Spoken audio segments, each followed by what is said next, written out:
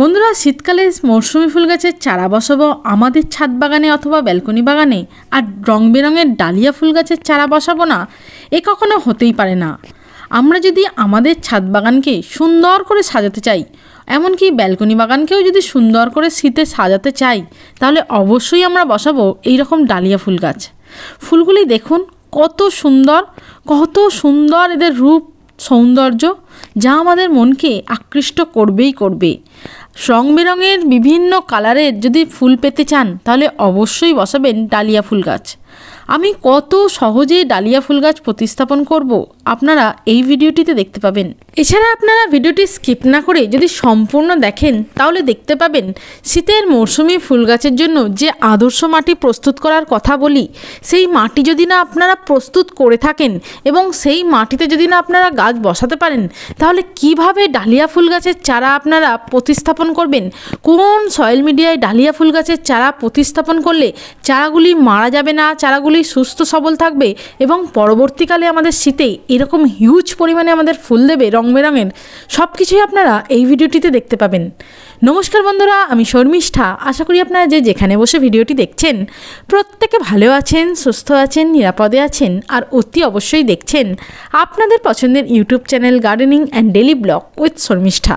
বন্ধুরা, আপনারা যারা শীতের সকল প্রকার গাছের জন্য আদর্শ মাটি প্রস্তুত করতে পারেননি, তারা অবশ্যই আমি যেভাবে ডালিয়া গাছ প্রতিস্থাপন করছি এইভাবে প্রতিস্থাপন করবেন, তাহলে আপনাদেরও চারা গাছগুলি মারা যাবে না, সুস্থ সবল থাকবে। আমি ডালিয়া গাছের চারাগুলি প্রতিস্থাপন করার জন্য বেশ কিছুটা গার্ডেন সয়েল নিয়েছি, ভালোভাবে গুঁড়ো করে নিয়েছি এবং এর সাথেই বেশ কিছুটা বালিও মিশিয়ে নিয়েছি। পূর্বে আমি এই কাজটি করে রেখেছিলাম। আমার শীতের সকল প্রকার গাছের জন্য যে মাটি প্রস্তুত করেছিলাম, সেই মাটি শেষ হয়ে গেছিলো, কারণ আমি শীতে প্রচুর পরিমাণে গাছ বসিয়েছি, তার ভিডিও আমি আপনাদের সঙ্গে পূর্বে শেয়ারও করেছি। যাই হোক, আপনারা যখন ছাদ বাগানের বা ব্যালকনি বাগানের জন্য ডালিয়া গাছের চারা প্রতিস্থাপন করবেন, তার সয়েল মিডিয়া প্রস্তুত করার সময় 50% বাগানের সাধারণ মাটি নিলে মাটিটিকে ভালোভাবে গুঁড়ো করে নেবেন। তার সঙ্গে 10%-এর মতন লাল বাড়ি তৈরি করার বালি অবশ্যই মিশিয়ে নেবেন। এতে মাটিটি ঝরঝরে হবে, ওয়েল ড্রেন সয়েল তৈরি হবে, মাটিটির জল ধারণ ক্ষমতাও অনেকটা কমে যাবে, মাটিটিতে অতিরিক্ত জল ধরে থাকবে না, যার ফলে গাছের শিকড়ের কোনো ক্ষতি হবে না, গাছ সুস্থ সবল থাকবে। আমি আপনাদের পূর্বেই বলেছি, ডালিয়া গাছের মাটিটি যখন আমি প্রস্তুত করছিলাম, তখনই আমি লাল বাড়ি তৈরি করার বালি মিশিয়ে নিয়েছিলাম। তাই আর এখন আপনাদের সামনে লাল বাড়ি তৈরি করার বালি মেশালাম না। এখন আমি যে কম্পোস্ট সারটি এই মাটিটির সঙ্গে মেশাচ্ছি, এটি আর অন্য কিছু নয়, এটি প্রায় 6 থেকে 7 মাসের পুরনো গোবর সার। এটি আমি ভালোভাবে মিশিয়ে নিচ্ছি। আর গোবর সার কতটা নিয়েছি? গোবর সার নিয়েছি আমি মাটিটির 30%-এর মতন। কারণ অধিক পরিমাণে নিইনি, তার একটাই কারণ, যেহেতু সারটি আমি অধিক পুরনো ব্যবহার করছি না, তাই আমি অধিক পরিমাণে নিইনি। আপনারা যদি 1 বছরের পুরনো গোবর সার ব্যবহার করেন, তাহলে আপনারা 50%ও নিতে পারেন, এতে কোনো ক্ষতি হবে না। আর গোবর সারের পরিবর্তে আপনারা অন্য কোনো সার ব্যবহার করবেন কি না ভাবছেন, তাহলেও করতে পারেন। যে কোনো কম্পোস্ট সার আপনারা ব্যবহার করতে পারেন পাতা পচা কম্পোস্ট সার, ভার্মি কম্পোস্ট সার, কিচেন ওয়েস্ট কম্পোস্ট সার, যে কোনো কম্পোস্ট সার আপনারা ইউজ করতে পারেন। আপনারা যে কোনো গাছের চারা প্রতিস্থাপনের সময় যে কোনো আপনাদের হাতের কাছে থাকা পছন্দের কম্পোস্ট সারই ব্যবহার করুন না কেন, এতে কোনো অসুবিধা নেই। তবে যে কম্পোস্ট সারই আপনারা ব্যবহার করুন না কেন, তার সঙ্গে মাটিটির 10%-এর মতন আমার মতন নিমখোল অবশ্যই ব্যবহার করবেন। এতে মাটিতে ও কম্পোস্ট সারে যদি পোকামাকড়ের ডিম থেকে থাকে, সেগুলো দ্রুত ধ্বংস হবে। এছাড়া মাটিটিতে নিমখোল মেশালে মাটিটি রোগ জীবাণুমুক্ত হবে, যার কারণে ছোট ছোট মৌসুমি ফুলের চারা গাছগুলি বসালে একটিও চারা গাছ রোগাক্রান্ত হবে না। চারা গাছগুলির ফাইনাল প্রতিস্থাপনের পর একটিও চারা গাছ মারাও যাবে না। গাছগুলি সুস্থ সবলভাবে ধীরে ধীরে বেড়ে উঠবে এই শীতে আপনাকে প্রচুর পরিমাণে ফুল দেবার জন্য। যাই হোক, আমি নার্সারি থেকে ডালিয়া গাছের সেকেন্ড পটের চারা গাছগুলি 12 টাকার বিনিময়ে কিনে এনে প্রায় 10 থেকে 12 দিন শেডে আলো বাতাস চলাচল করে এবং হালকা রোদ থাকে 1-2 ঘন্টা, এমন জায়গায় বালিতে করে রেখে দিয়েছিলাম, যাতে ছোট ছোট চারা গাছগুলির সেকেন্ড পটে একটু দ্রুত সেট হয়ে যায় এবং গাছগুলিতে যেন দ্রুত অধিক পরিমাণে শিকড়ও বার হয়। এই কাজটি আমি করেছিলাম যেদিন আমি নার্সারি থেকে গাছটি কিনেছিলাম। সেদিন আমায় নার্সারির মালিক বলেছিল, একদিন আগেই এই ডালিয়া গাছের চারা গাছগুলির সেকেন্ড পটিং করা হয়েছিল, তাই আমি বাড়িতে এনে 10 থেকে 12 দিন আমি রেখে দিয়েছিলাম, যাতে এই পটেই তাদের শিকড়গুলি অধিক পরিমাণে বার হয়। দেখুন কত সুন্দর শিকড় বার হয়েছে। এই কাজটি আপনারা অবশ্যই করবেন। যদি আপনারা দেখেন যে নিচে শিকড় নেই, তাহলে অন্তত 10-12 দিন না রাখলেও 7-8 দিন রেখে দেবেন, তারপর আপনারা ফাইনাল প্রতিস্থাপন করবেন। ডালিয়া গাছের চারা গাছগুলির ফাইনাল প্রতিস্থাপনের জন্য যে উপকরণগুলি আমি নিয়েছি, এখন সেই উপকরণগুলিকে আমি ভালোভাবে মিশিয়ে নিচ্ছি।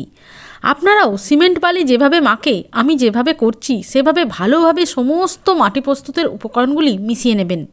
এতে মাটিটি ভালোভাবে প্রস্তুত হবে। আমি দেখুন যেভাবে করছি আপনারাও এইভাবে করবেন। এরপর আমি ডালিয়া গাছের চারা গাছগুলি প্রতিস্থাপনের জন্য যে পাত্রগুলি ইউজ করেছি চলুন এবার আপনাদের দেখাই। আমি কোনো টব ইউজ করিনি। আমি এখানে আপনারা দেখতেই পাচ্ছেন আটার প্যাকেট ব্যবহার করেছি। আমি 5 কেজির আটার প্যাকেট ব্যবহার করেছি। আটার প্যাকেটের 2টি সাইড কেটে নিয়েছি এবং মধ্যিখানে বেশ কয়েকটা ভালোভাবে ফুটো করে দিয়েছি। এই ফুটোটা দুদিকেই করেছি, সামনেও যেমন করেছি আর পিছন দিকেও করেছি। আপনারাও এইরকমভাবে যে কোনো আটার প্যাকেট ব্যবহার করতে পারেন গ্রো ব্যাগও, এতে কোনো অসুবিধা নেই।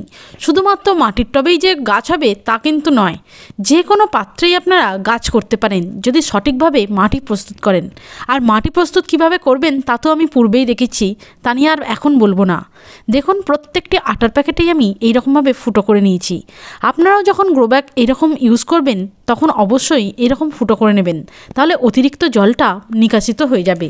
প্যাকেটগুলির নিচের 2টি দিক প্যাকেটগুলির ড্রেনেজ হোল করার জন্য আমি কেটে নিয়েছিলাম বলে তাই ড্রেনেজ হোলগুলিকে ভালোভাবে ঢাকার জন্য বেশ কিছুটা শুকনো পাতা আমি ভালোভাবে ভরে নিচ্ছি। সমস্ত পাত্রগুলিতে আমি এইভাবেই শুকনো পাতা ভরে নিচ্ছি। শুধু যে ড্রেনেজ হোলগুলিকে ভালোভাবে ঢাকবো তার কারণে নয়, যাতে পরবর্তীকালে আমি এই পাতাগুলি থেকে কম্পোস্ট সারও পেতে পারি। গাছের শিকড় যখন নিচে পৌঁছাবে এই পাতাগুলি থেকেই দ্রুত খাদ্য গ্রহণ করতে পারবে, কারণ এই পাতাগুলি ততদিনে কম্পোস্ট সারে পরিণত হবে আর পাত্রগুলির ওজনও হালকা হবে।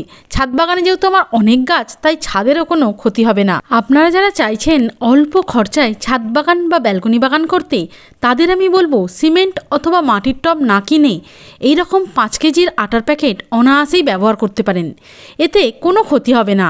আপনারা আমার মতন যদি ড্রেনেজ হোল করতে পারেন, অবশ্যই আপনারা আমি যেরকম ড্রেনেজ ব্যবস্থাপনা করলাম এইরকমভাবে ড্রেনেজ ব্যবস্থাপনা করবেন, তারপর যে কোনো গাছ বসাবেন, কোনো ক্ষতি হবে না, আমি গ্যারেন্টি দিচ্ছি। যাই হোক, চলুন এবারে ডালিয়া গাছের চারা গাছগুলির ফাইনাল প্রতিস্থাপনের জন্য প্যাকেটটির 1/3 করে মাটি আমি ভরে নিই। সমস্ত প্যাকেটগুলির 1/3 করে মাটি ভরে নেবার পর আমি আবারও আপনাদের সামনে ফিরে আসব।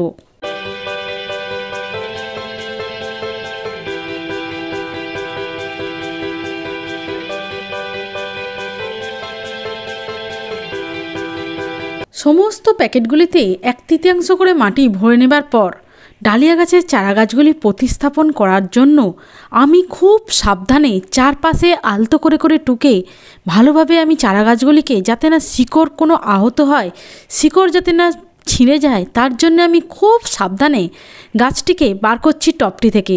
আপনারা যখন এই কাজটি করবেন ধৈর্য সহকারে করবেন, যাতে না ছোট ছোট শিকড়গুলি কোনো রকমভাবে ছিঁড়ে যায় সেদিকে সর্বদাই খেয়াল রাখবেন।